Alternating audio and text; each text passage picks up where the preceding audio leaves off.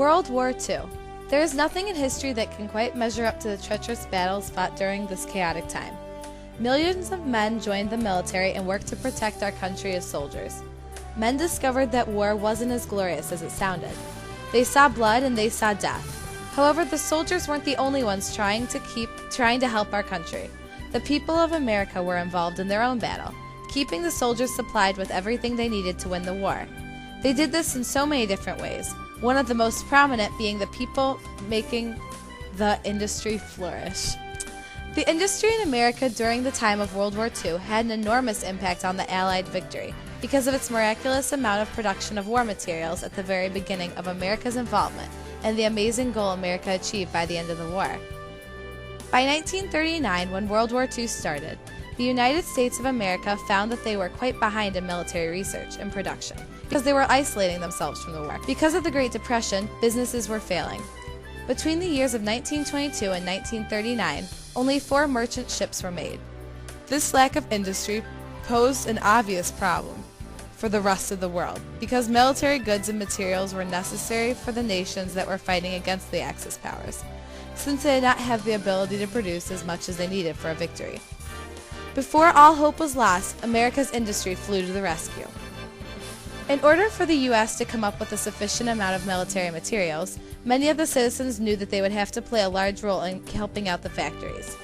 Many businesses all over America dedicated their factories solely to making military goods as opposed to their normal goods.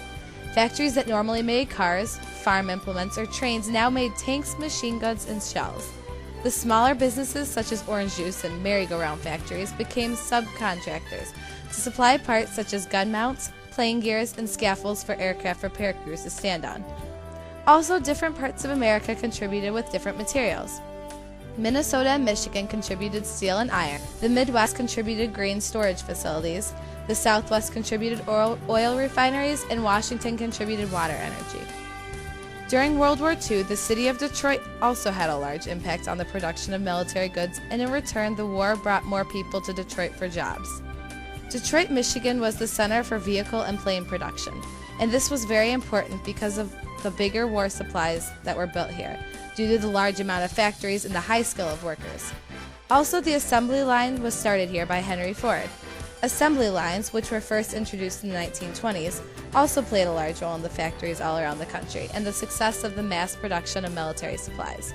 This not only quickened the speed of the process of making many of these complex supplies, but also helped if a factory worker did not know how to build a gun or another supply completely. The worker only had to know how to build a specific part and then pass it on. Not only did Henry Ford invent the assembly line, but he also made the factory Willow Run, which produced a B-52 every 55 minutes. Detroit was named the Arsenal of Democracy due to its large amount of help throughout this war. During the years of the Great Depression, many people were out of jobs and in a great amount of debt. All throughout World War II, job opportunities increased more and more, and by 1943, over 15 million Americans either entered the military or the workforce, and the unemployment rate had fallen to about 1.3%. This miraculous recovery was a result of the high demand for factory workers, or soldiers, or other war-related jobs. On top of this raise in employment, there was also a raise in salary wages, due to overtime work and the long hours. By 1945, wages had almost doubled. Labor unions had become out of control before, during, and after the Great Depression. There were many riots and protests against management because the workers wanted better hours, better pay, or better working conditions. When World War II started and American workers started making military supplies, and everyone was trying to help out with the war, many labor unions decided to hold off the strikes until the war was over. However, there were a couple, although very few, workers who led strikes. However, they were not supported by their union, and the strikes only lasted a very short period of time.